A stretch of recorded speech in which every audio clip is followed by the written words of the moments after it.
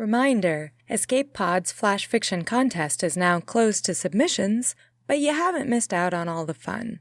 Voting for the winner starts on May 12th and is open to any member of our community forums. If you haven't created an account there already, just head over to forum.escapeartists.net and register. It's easy and it's free. With over 100 entries in the contest, you'll have plenty to read. Which stories will reach escape velocity, and which will stay grounded? You be the judge.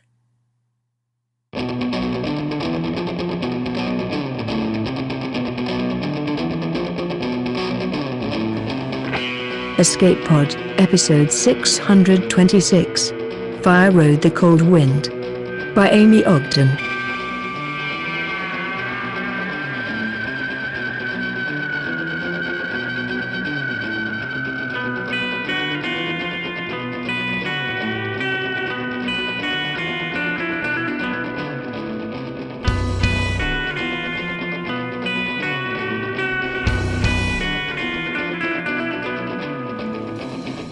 Hello, and welcome to Escape Pod, your weekly science fiction podcast. I'm your host this week, Tina Connolly, and I am here to bring you Fire Rode the Cold Wind by Amy Ogden. This story first appeared in the Sockdolager. Amy Ogden is a former science teacher and software tester. Now she writes stories about sad astronauts and angry princesses. Her work can also be found in Shimmer, Apex, and Diabolical Plots, and forthcoming in Analog. Your narrator this week is Peter Adrian Baravesh. Peter Adrian Baravesh writes space fantasy stories inspired by Safavid-era Iran, and songs about the techno-apocalypse. He is an associate editor for Escape Pod, and the audio producer for Podcastle. When he isn't writing or editing, you'll most likely find Peter hurtling down a mountain, sipping English breakfast, and brushing up on his Farsi, though usually not all at once. You can find his sporadic ramblings at peteradrianbaravesh.com and on Twitter at PA Baravesh. This story has a content warning for sexual content. So get ready to prepare for a Shellstar dive, because it's story time.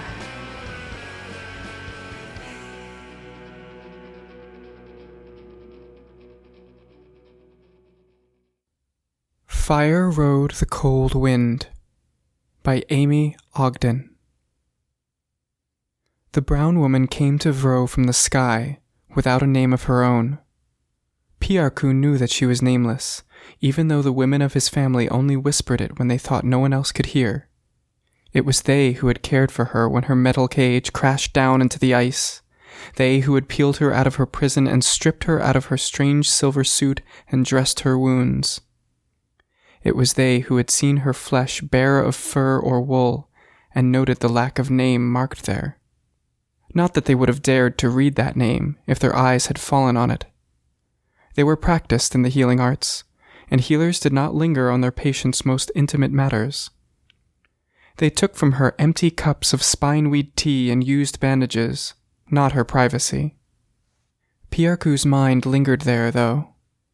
He found himself thinking of the stranger's unmarked skin more often than he should, found himself distracted at land, at sea, stripped down to his leggings in preparation for a Shellstar dive, and seized with the notion that he might be the one to press his needle knife to her flesh and offer her the gift of a true name. For her part, she did not seem concerned about her lack of name. When Piarku visited her shelter, erected with ice in the lee of her shattered cage and lined with furs and blankets offered by the generous Vroam, she only ever laughed and said, "My name is Isro Baskardan. That's name enough for anyone, don't you think?" And he did not know how to make her see that a use name was not enough to have, no more than a man could say he had a coat and so had no need of his skin. She did not understand him, and he understood even less of her. From which pillar in the firmament had her metal cage hung? Why was her skin so dark, when skin should be as white as ice, as white as the deep whale furs that the Vroam wore?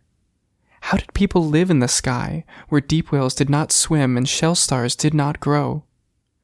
Why did her words bend so strangely in her mouth, barely wrapped around the frames of the sounds familiar and comfortable to Piarku? He huddled close by in the shelter the Vroam had built her, and he watched as she went about her day. Isro did not hunt or gather. Her food came from silver-wrapped packages in the belly of her cage, from bottles of tiny white and brown and yellow pellets that she swallowed with a gulp of water and a grimace. The food had strange names, too. Vitamin D, she called one pellet, and hydrolyzed protein was another. Piarku brought her deep whale steaks and shell stars when he could, and continued even after he found a pile of unopened shell stars discarded a discreet distance from her shelter one day.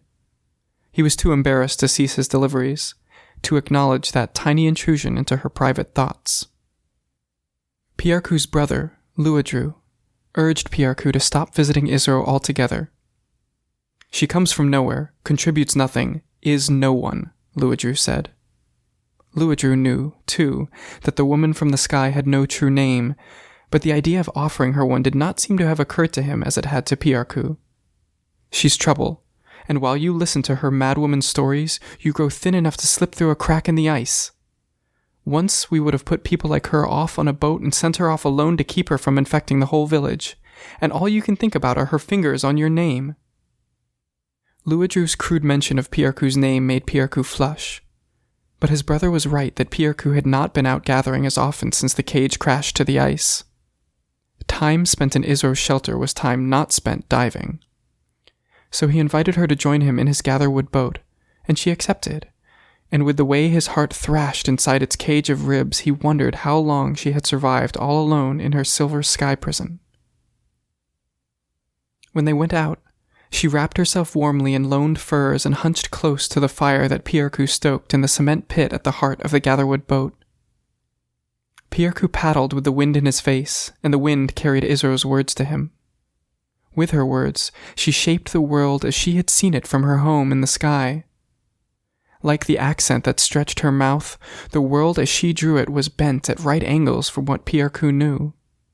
But the shape of it was fascinating, even though it was askew, or because it was. I never knew that people lived this far south, she said, with her arms wrapped around her knees. I don't know if anyone knew. The Vroam lives so small, there's no footprint for us to see from the Habs. A tiny shrug changed the shape of her deep whale wrap. There's not many people between here and the equator, not much warmer in the middle lands, and you don't get the deep whales up there like you do here. Hard living. A puff of breath blew white and swirling from her lips. The equator's a little warmer. There's almost a summer there. The cities are packed full, though, or that's what I hear, at least. I've never been planetside before. And she squinted up into the gray cloudless sky with the yellow light of the fire lighting the shifting planes of her face. Piarku didn't know what so many of those words meant. Equator, planetside, middle land. He said, "We're here," and he pulled up the oars. "We are?" She straightened up, looked at the frosty crust of shoreline that loomed just an arm's reach from the boat, out and up over their heads. "The shell stars grow up there? How are you going to get all the way up?" Piarku shook his head and found himself grinning. He stood up, making the boat rock gently. Isro yelped and grabbed tightly to both sides. He disrobed, down to his leggings, and felt the closeness of the fire on the insides of his calves. Not the only fire, either. Inside his leggings, he felt the throb of his name inscribed secretly on the inside of his thigh. Only his grandfather had ever seen his name, and his grandfather was gone now. How he wanted Isro to see it, to touch it, to know its shape. He smiled at her, more shyly now, and shrugged his shoulders. Not up. Down. Down, she echoed in dismay, and he braced one foot on the side of the boat before dropping down into the still, cold waters. The chill of the water drove the air out of his lungs as it always did, but he worked fast, carving shell stars free of their rocky perch beneath the waterline with his knife as a lever. When he had filled his basket, he kicked his way to the surface, where the cold air broke over his face like a shattering ice flow. Isro stifled a scream at the sight of him, and sat back as he scrambled back into the boat. "Down indeed," she said, her voice breathless but more composed now, as he turned his back to shrug into his woven shirt and peel off his wet leggings. For a moment, beneath the hem of the shirt, his name was bare to the cold air. He caught his breath, then stepped into a dry pair of leggings and shrugged back into his coat. "You're a madman." "Not so mad as to live in the sky." He liked it when she told him of her sky home, but he liked showing her his world too, especially when he could surprise her. "Don't you like it down here on the ground? If the gods wanted humans to live like birds in the sky, he would have given us wings." She broke her gaze when he settled back into his seat across from the fire. The licking flames felt good on his face and on his hands. "If they wanted us to live in the ice, why didn't they give us fur?" "They gave us the deep whales," said Piarku, but she still stared out, unblinking, over the gray, fathomless sea. He put his hands on the oars, adjusted them, not quite willing to break up this moment yet with the splash of wood through water. He felt the pangs of her sadness on his face, as if they were buoyed up to him on the smoke rolling off the fire. He felt close to her, closer out here under the endless shell of the sky and the wide open ocean than he ever had in the small space of her shelter. Her lips parted, and he leaned in closer to the fire to hear what truth she held on her tongue. "I can't stay here forever," she said. "You know that, don't you? After I fix my escape pod, I have to get back to my hab, or at least to one of the equator towns, someone who's still got a radio good enough to talk to the habitats. I have to make them listen. If Beniran is desperate enough to cram me in a pod to shut me up, things must be even worse than I thought." He knew that she wanted to return, yes, but he didn't understand it. Why go back to the people who locked her into her cage in the first place? "You don't have to help them," he said. And then it was his turn to duck his head, to stare down at the ashes that lined the bottom of the fire pit. "You could be Vroam. I'd speak for you. Others would too. And I could give you your name," he didn't add. He would like to give it, and that would be enough, just to know it once and hide it away in his heart forever. It would be better if it could be more than that, but that would be enough, yes. "I do have to help them. The solar engines are dying, Piarku, and no one but the Gov knows." She reached across the small, hot space between them, put her hand on his knee. "Imagine if something was coming that would kill all the Vroam. A giant wave out of the ocean, an endless ice storm. You would do something, wouldn't you?" "Of course. The Vroam had given him life, given him a name. He was Vroam, and they were him. But they have never betrayed or abandoned me." Her hand tightened on his knee, then withdrew. "And when I abandon you," she said, "what will you think of me then?" She folded her arms across her chest and leaned away from the wind. The tiny bubble of the world that they had shared burst around them. Now Piarku felt the vast emptiness of the sky and sea, where before there had been only warm proximity. He closed his hands around the oars again, adjusted his grip. He bent his head low and began to paddle them homeward. When he next glanced up at Isro, silent tears had painted tracks on her face. He could not bear to see her sorrow, so he said, as if he had not seen, "Tell me again about the hab.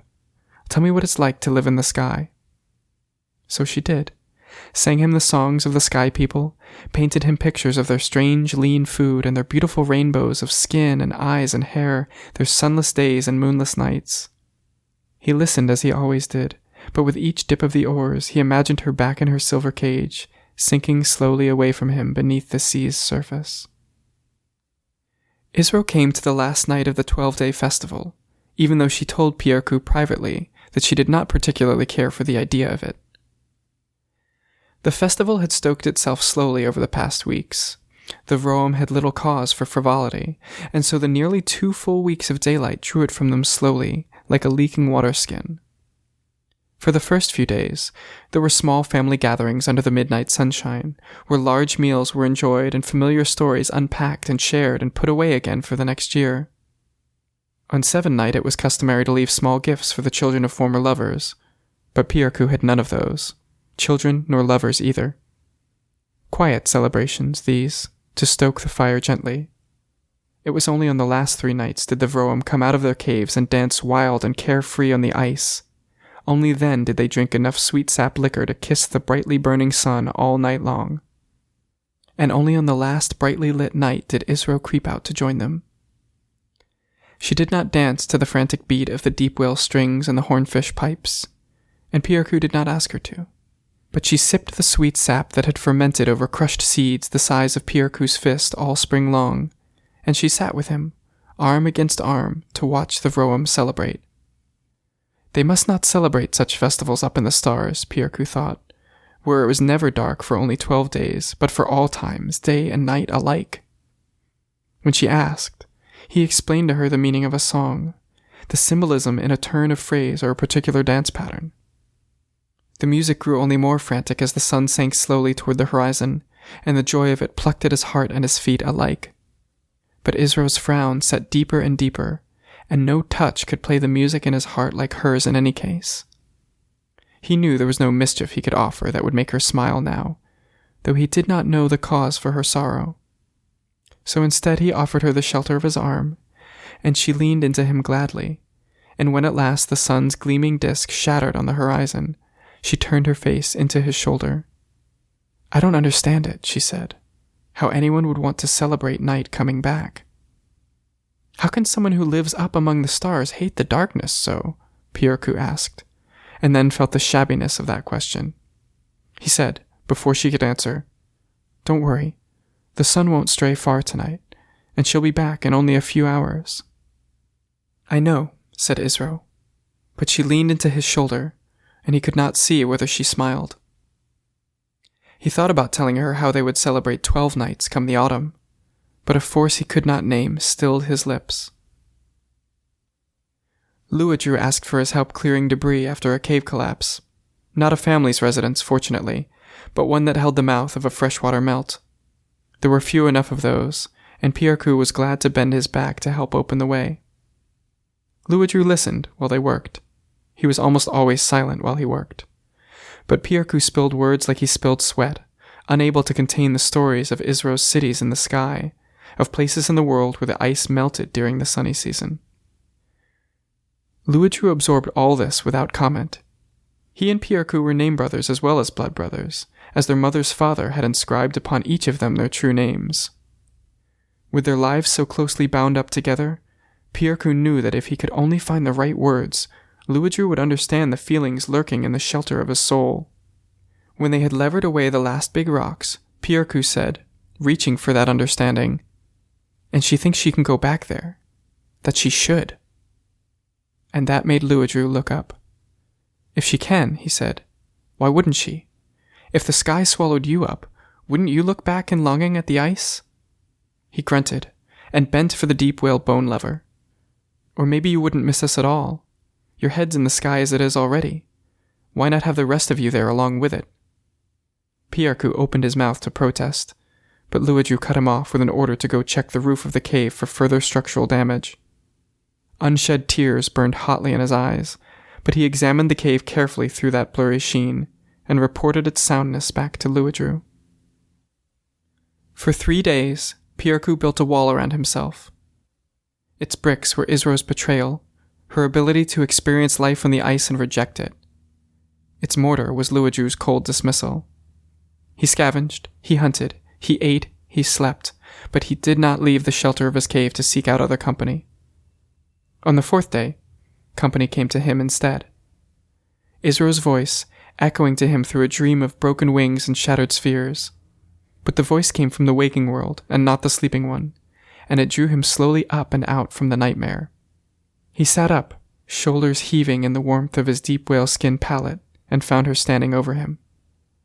"This is your home?" she asked, and cast her face upward. The light from the moss on the walls painted her face in shades of blue and green. "It's lovely." His home was a hole in the ground with little more than a fire pit, a smoke hole, and a disheveled bed. But he muttered the ritual invitation for entry, albeit late, with her already inside.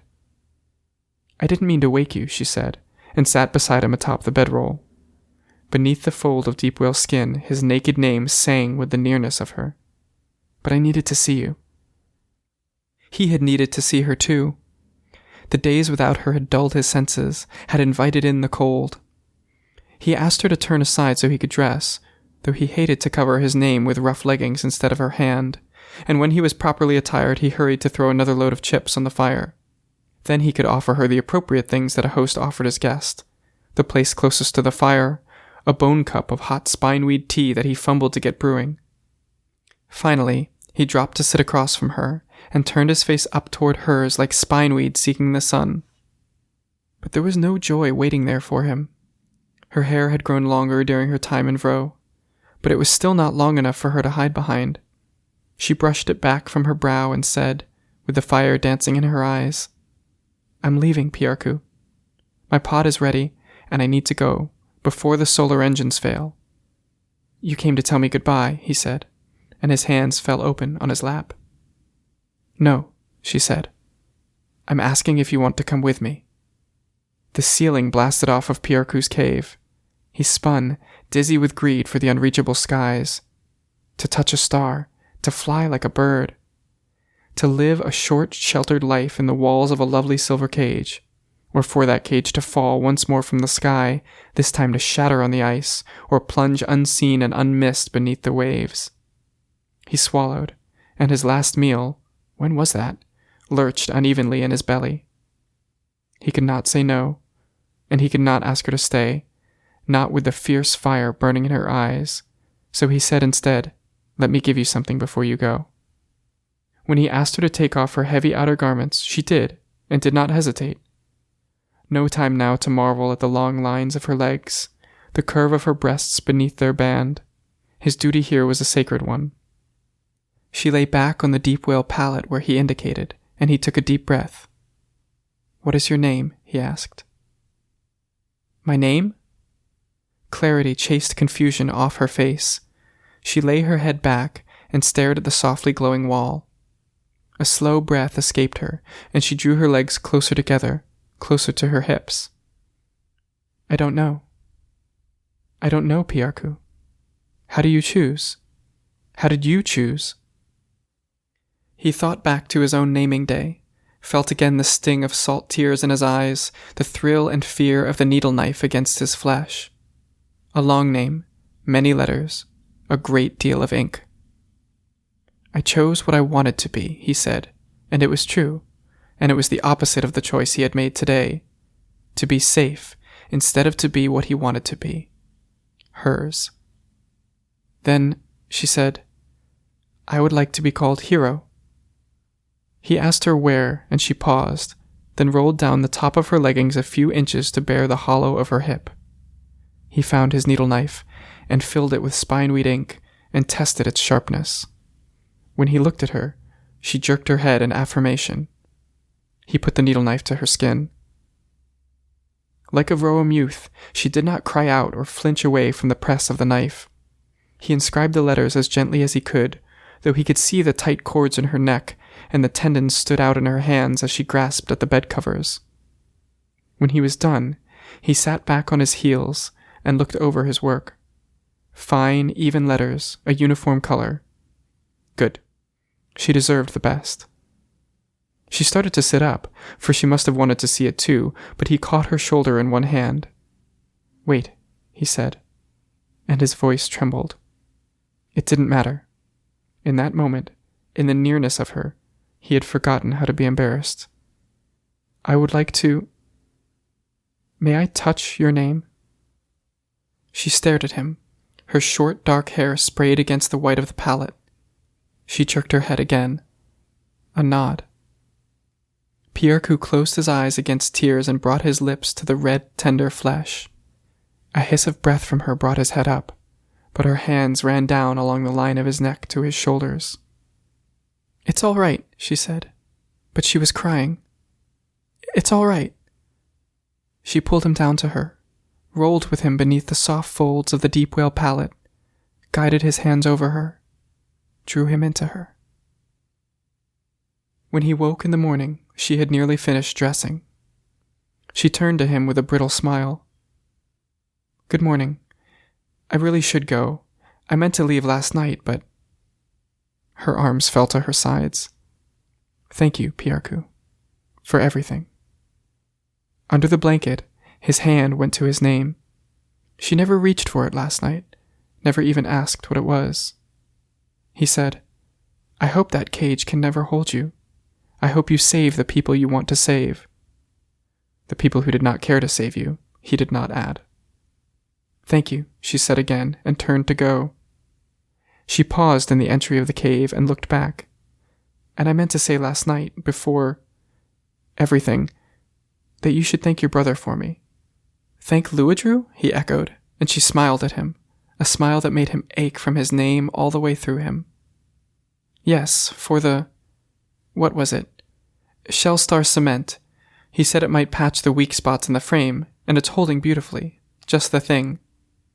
Her brilliant smile faded. She must have remembered why she came here in the first place. "Well, goodbye, Piarku." "Goodbye, hero," he said, and that word shattered her smile into kindling for the fire in her face. She ducked her head and disappeared from the cave. When she had gone, Piarku dressed, then moved out onto the roof of the cave. While he waited, he refilled the needle knife and sharpened it afresh. Nothing but time now. He saw the cage before he heard the boom, saw it buoyed skyward on a streak of fire that rode the cold wind. His chin lifted as he watched it arc overhead on a northerly bent, headed for that equator of hers, he supposed, headed for the heavens, one stop at a time. When he could no longer make out the tiny spark that settled over the horizon, he tugged at the hem of his overcoat and peeled up the hem of his leggings so that they rolled up, past his knee, up to the very edge of his name. He bit his tongue and set to work with the needle knife, though his eyes prickled. This work would not be so fine as what he had offered Isro, of course. He added letters here, added strokes to old ones that changed their meaning as well as their shape. He admired his handiwork when he was finished. A nonsense word, an unintelligible syllable, crookedly drawn, but in his eyes, perfect. Isra would never know his name now. Only fitting, then, that his name should be one that no one else would ever have seen. He was not the same person now that he had been when his grandfather gave him his first name after all. He would never be that man again, and did not want to be. Better to shed that name like an outgrown coat, like a dulled knife. He pulled his leggings down, fixed the drape of his coat. His eyes were dry, the sky was clear, the larder was empty, and it was a good day for Shellstar diving.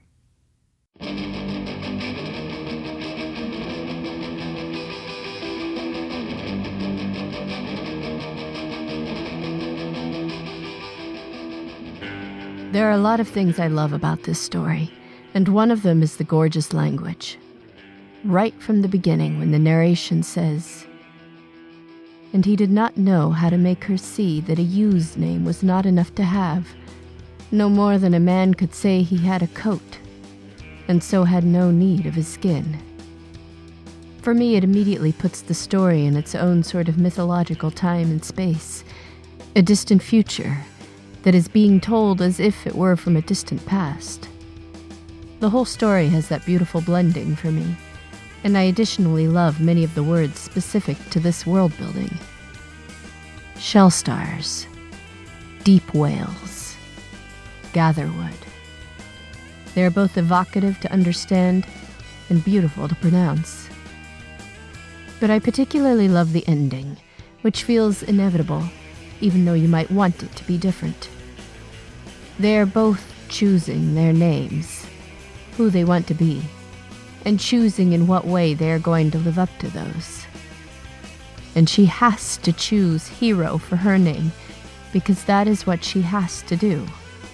That is the core inside of her that she has to be true to. And he chooses safety, as he chose as a child, because that is the pattern that runs so deep he does not yet know how to change it. But immediately when she goes, he is ready to change it. And I think you can read the crossing out of his name in several different ways, and I think that they are all true. He is unhappy with his choice, and he wants to obliterate that self. That is one. He is sad that she never asked to see his name or touched it, but more that she never really even understood that name had great meaning to him. He changes it to nonsense, so he is not even picking a new compass here, the way she picked hero. But I think, also, it might mean that he is finally ready to consider new options in life. And maybe, if she ever returned, maybe he would pick differently. Escape Pod is a production of Escape Artists Inc. and is brought to you with a Creative Commons Attribution Non-Commercial No Derivatives license. Don't change it, don't sell it. Please do go forth and share it.